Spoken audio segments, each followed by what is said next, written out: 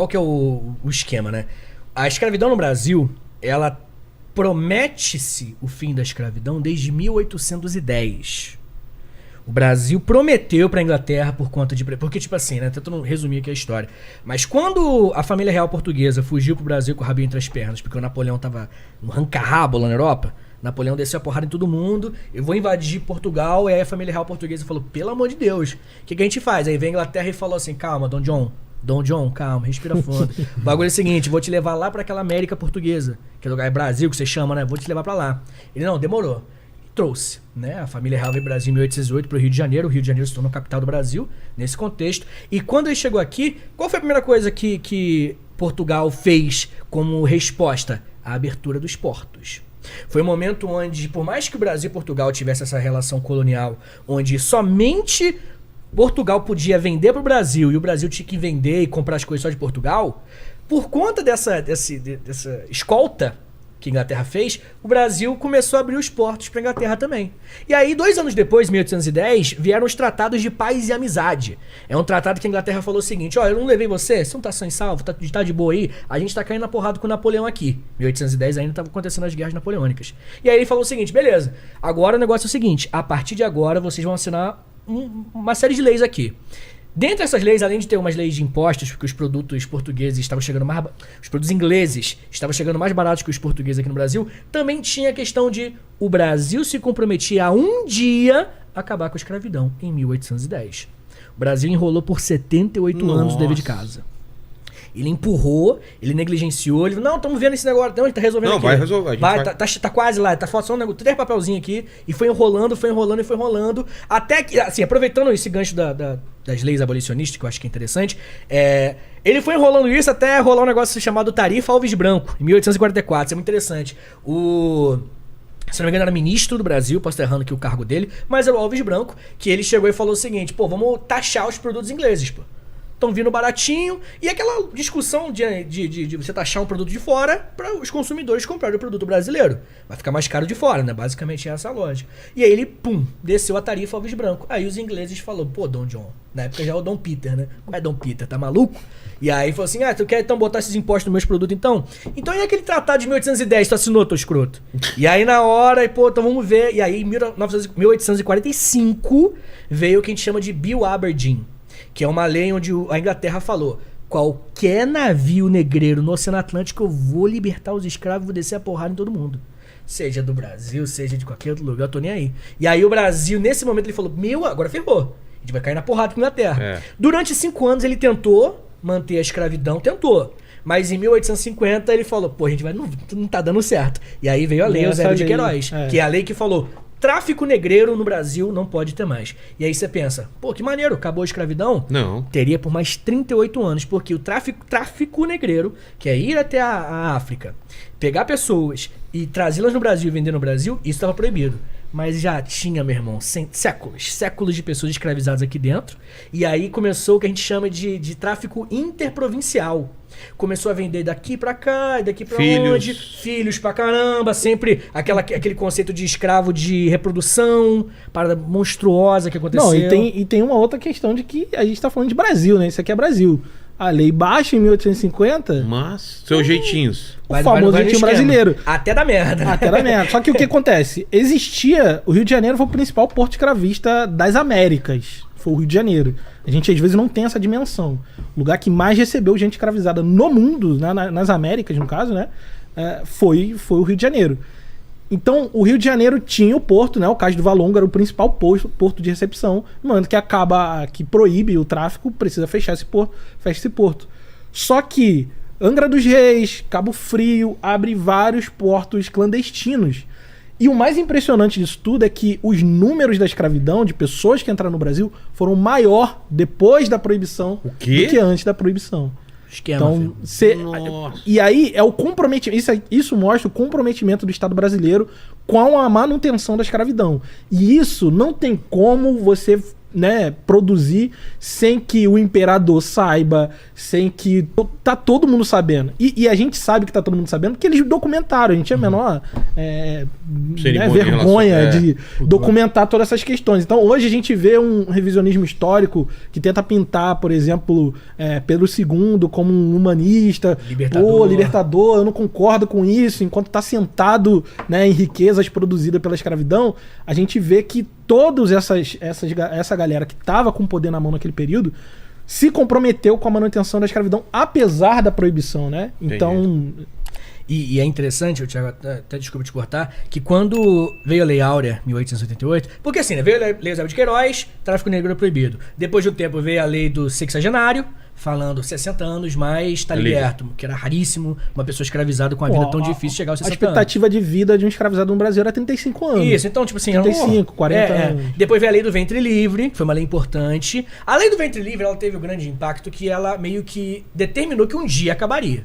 Porque a Lei do Ventre Livre, ela fala, filho de pessoas escravizadas não vai ser mais escravizado. Até tem uns minúcias, né? Que até os 21 anos. Mas é isso que eu ia falar. Só que ao mesmo tempo tem uma treta. Porque todas essas leis supostamente abolicionistas, e elas foram também produto do movimento abolicionista, mas todas elas têm um jeitinho brasileiro pra poder... Todas elas tinham um esqueminha. Sabe? Porque a intenção mesmo era justamente empurrar esse carro do vamos abolir de vez pra mais pra frente. Então quando você bota uma lei do sexagenário, o que você tá fazendo? Você tá empurrando um pouco mais pra frente, adiando o fim da escravidão. Você entrega uma migalha de liberdade para as pessoas falar, opa, peraí, vai chegar. E esse afastamento, como o Thiago mencionou, ele é muito importante para que no Brasil não acontecesse uma revolta geral. Porque que era o medo. Que era o maior medo, né? O haitianismo. E esse medo ele vem desde a independência, lá em 1822. O momento da independência, a Lilia Schwartz esteve aqui, ela falou um pouco sobre isso. No momento da independência... o Brasil, o brasileiro, as elites nacionais, ela faz um pacto com Pedro, com Dom Pedro, de, olha só, a gente vai te apoiar nessa tua aventura aí. Vai ajudar a gente. Mas tu tem que manter a escravidão. Esse era o condicionante dos brasileiros apoiarem essa independência, né? Sim. E é porque o mundo estava mudando e o Brasil se negava a mudar. O Brasil não queria. O Brasil não queria. Resumindo... O Brasil faturava muito, né? Em cima era muito dinheiro. Nesse momento o Brasil tá passando pelo ciclo do café, né? Então o ciclo do café, ele era muito dinheiro, uma quantidade agressiva de dinheiro. Mas não só o café, o próprio mercado do tráfico... O tráfico negreiro em si já ele era um mercado incrível. Um mercado, assim... Gigantesco. Extremamente lucrativo. Então, assim, lá na Quinta da Boa Vista, lá no Rio de Janeiro, onde hoje é um museu que pegou fogo, aquele museu que pegou fogo e tal, era a residência, né, do Dom João, quando ele chegou no Brasil, foi doada por um traficante de escravos, pô. Então, o Projeto Quirino começa com esse episódio. Exatamente. Muito bom, o Projeto então Quirino. Você vê, é um comprometimento dessas elites e uma unidade, uma união. Não é que tipo assim... uma união, justamente. Você é traficante de escravo lá e tal, a gente tá aqui, cada um no seu... Não, tem uma sinergia muito forte.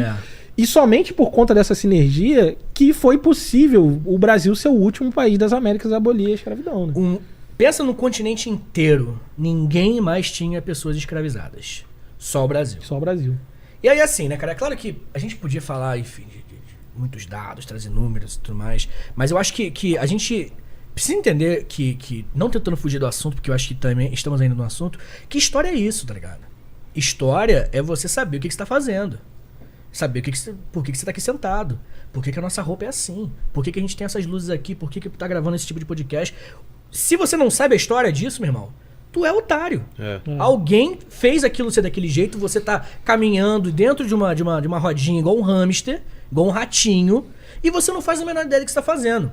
Ah, Vitor, mas eu não gosto de pensar nessas coisas, eu acho que, pô, é muita treta. Meu irmão, faz se você quiser, nem te conheço. Mas pô, você tá sendo, sim, manipulado que nem um trouxa. Eu não consigo dormir assim, não. Mas é o que eu te digo, geralmente as pessoas que acabam tendo esse tipo de pensamento, tipo, por que vocês tocaram nesse assunto?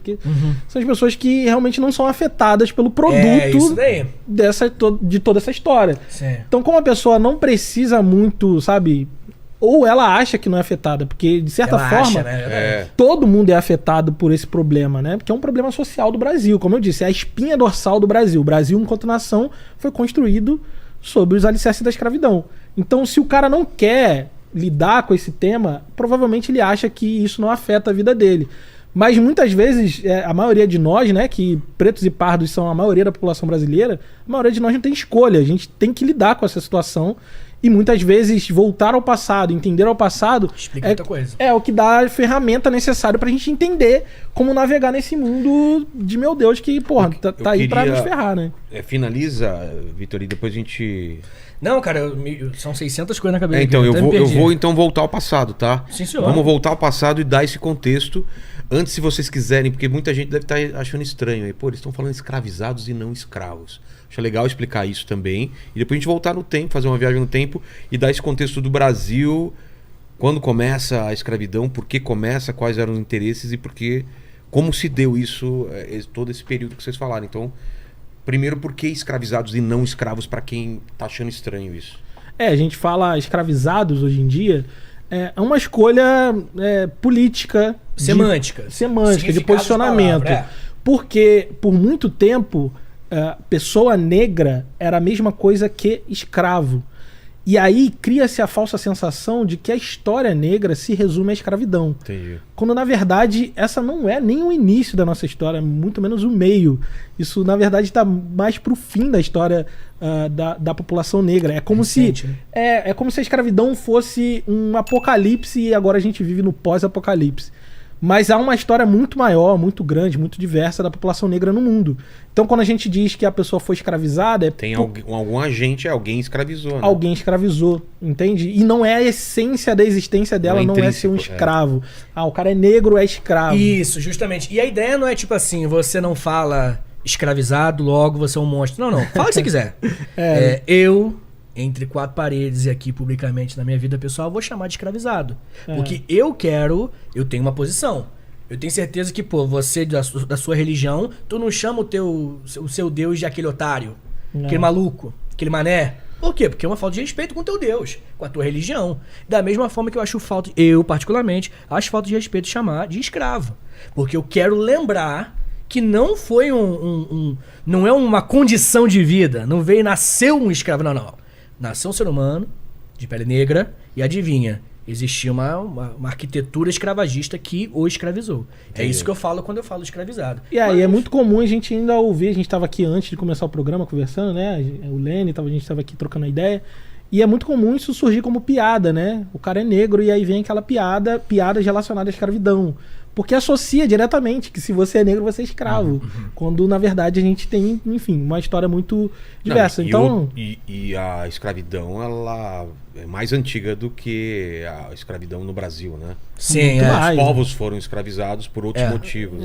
A escravidão na antiguidade, ela é uma escravidão que, sim, sempre existiu. A gente tem registros muito antigos, assírios, egípcios, enfim. Qual foi, será... Cara, o registro mais antigo? Eu arrisco dizer que foi na Mesopotâmia, mas posso estar errado esse dado aqui. Confere depois lá quem Eles tiver no escravizaram evento. quem?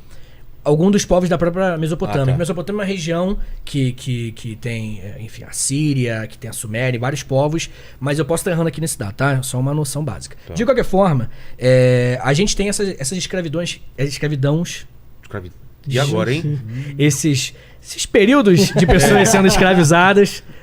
Tá nem aí. E por muito tempo na história. Entretanto, o que aconteceu aqui nas Américas é outro papo. É único. É porque a gente tá falando não mais de... eu lutei, o povo Vitor lutou contra o povo Vilela. Ganhamos a guerra. Vocês ganharam e vocês falam, agora você, povo Vitor, você será minha propriedade. Vai trabalhar pra mim. E aí você ali, enfim, esse pequeno grupo ali. Eu não sou a base econômica que fundamenta a tua sociedade.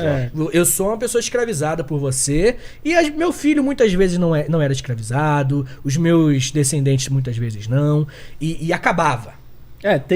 Tem algumas diferenças, assim, fundamentais. Muitas diferenças. Algumas delas a gente pode listar aqui. A primeira é isso que o Vitor falou, que é o papel social desse trabalho, desse escravizado, né? Qual é a função social dele, aonde ele se encaixa dentro da sociedade. Então, na escravidão antiga, tem livros, pesquisas sobre isso, mas acho que o mais famoso talvez seja do Moses Finley, que se chama escravidão antiga e moderna, né? Então, quando a gente fala de antiga, a gente tá falando de antiguidade, Roma, Grécia e tal. E moderna é essa escravidão mais recente, que é a escravidão negro-africana. A grega, inclusive, só te cortar rapidinho, a da grega em Esparta é diferente de Atenas. Porque em Esparta, por exemplo, as pessoas escravizadas, tem até uma discussão se poderiam ser chamadas ou não de escravizadas, são os ilotas. É uma classe social que representa uma galera que não pertencia a nenhum indivíduo. Pertencia ao Estado espartano. E aí por isso que, tipo, pô, beleza, então não é uma propriedade, mas é uma propriedade do Estado. E aí os cidadãos espartanos, né, que é a elite política e militar, eles detêm o Estado que detém as pessoas escravizadas. Então existe uma discussão, mas o ponto é, o que aconteceu na América, velho, é uma máquina de triturar gente, é uma diferente. indústria. Exatamente. É tipo assim, um país foi lapidado e montado em cima da escravidão, entendeu? A gente não tá falando de casos individuais.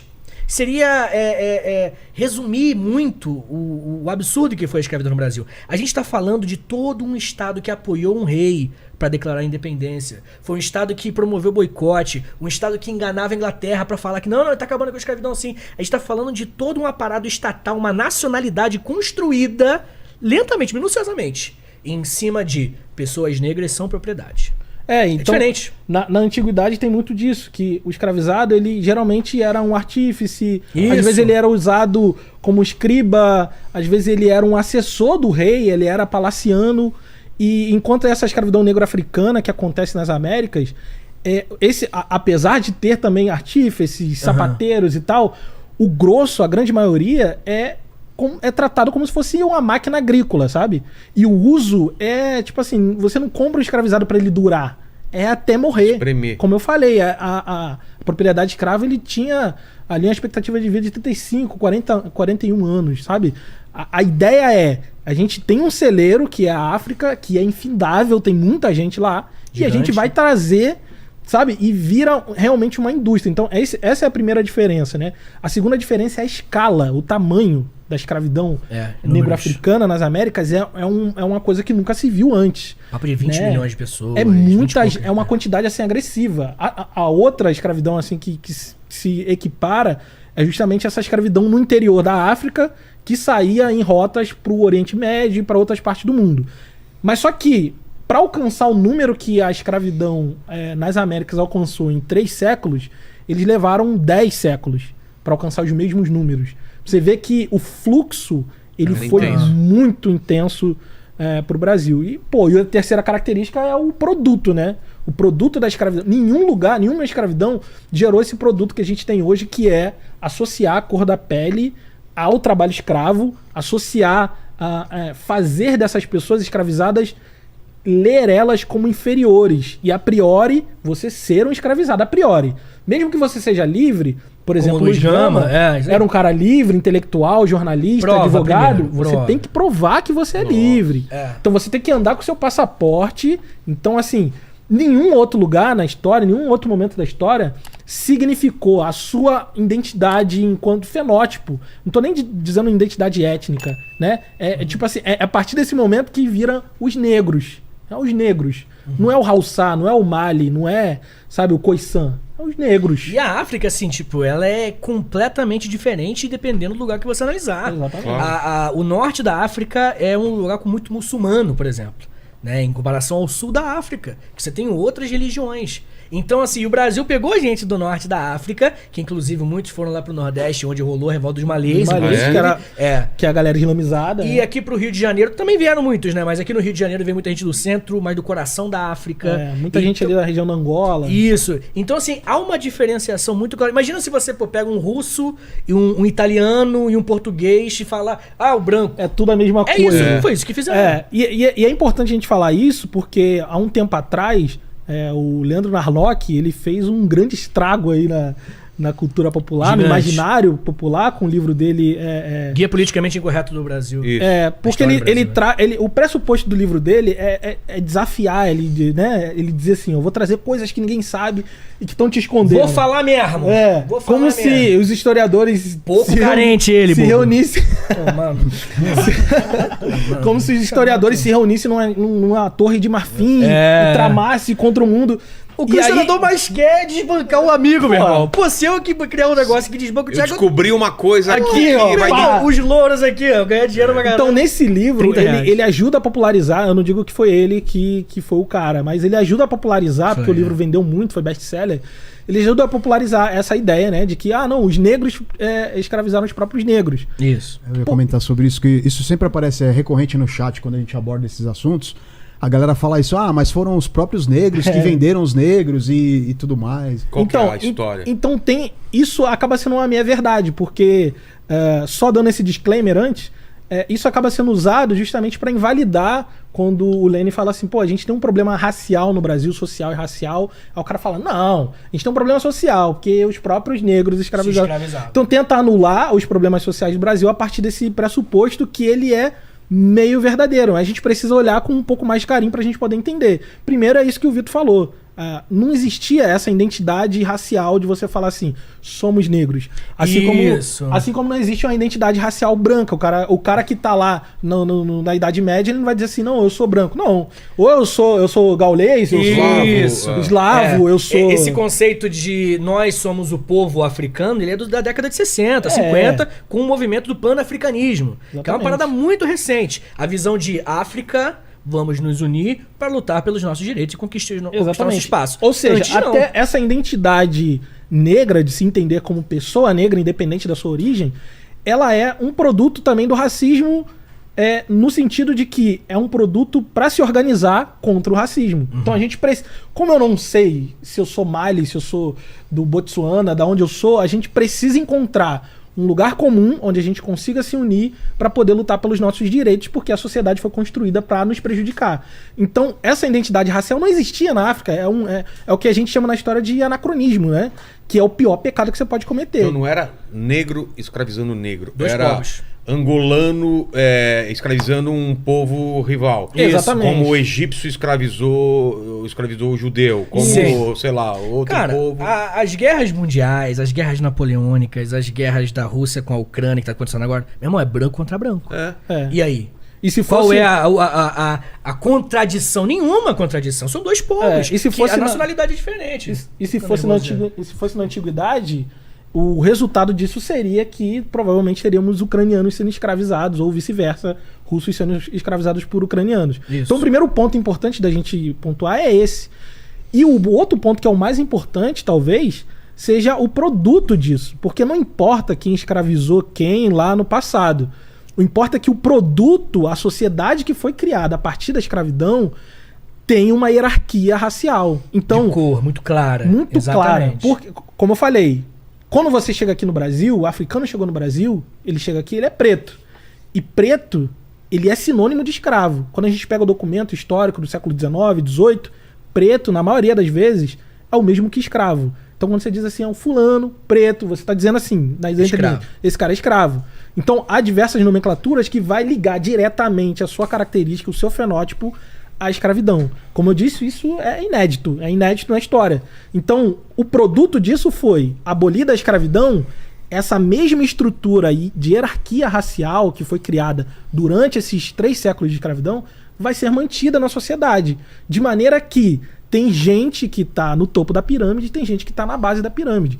Isso aqui eu não estou inventando. Foram os próprios racistas que teorizaram desse jeito. Então a gente vai ver teorias raciais do século XIX, século XX, que o cara vai dizer, olha, quem está no topo da pirâmide da evolução humana é o europeu, é o branco. É o darwinismo social, É o darwinismo social. A gente conhece aí um movimento que, principalmente no século XIX, no XX, né, com o nazismo e tudo mais, são, como é que eu posso dizer, ideias, principalmente popularizadas por um cara chamado Herbert Spencer, que vão ser as ideias que vão trazer a ideia de Darwin e vão interpretá-las de uma maneira muito escrota, e vão chegar a uma conclusão que hoje nós temos que é errada, tá? Tipo, cientificamente não há discussão, inclusive. Que existe uma hierarquia racial E aí eles têm uma justificativa, uns desenhos que são muito racistas, inclusive, do tamanho do crânio, do negro com o formato do nariz, o desenvolvimento por conta do espaçamento do olho. E isso daí fundamentava as ideias racistas da época e tudo mais. Fundamentava a escravidão aqui no Brasil, com certeza, uma justificativa que, pô... Porque precisa de justificativa, cara. É claro. A culpa cristã é muito forte. É. Os caras não podiam só O escravizar. cara queria dormir tranquilo. Isso, então Exatamente. ele fala, por que será que eu posso? Durante muito tempo foi aquela teoria da Bíblia de da Moisés, Maldição de Cã. né? Não, é do Noé, na verdade. Noé, pô. É porque o Noé, quando acaba o dilúvio ali, ele vai festejar e tal, ele fica meio chapado e tal. Não julgo E não. aí. Tipo. E aí ele tava nu, e aí os filhos dele foram Cã, né? cobrir, né? Aí só que o Cã viu ele nu e meio que tirou um sarro do pai. Manjou, pai. E aí os outros irmãos vão de costas e cobrem o pai com respeito e tal. E aí o pai amaldiçoa Cã. E aí, dentro dessa teologia mambembe aí, meio Freestyle. né? Freestyle, eles dizem que dali, o Cã, ele saiu dali e foi pra África. É porque ele ganhou uma marca. Eles- Isso. na Na Bíblia, Bíblia tem que uma, ele ganhou a uma marca marca. de Cã. E aí, na época, falou, opa, peraí. A marca Então de a marca Cã só pode ser a pele negra. Só pode ser a pele negra. É. Como só pode?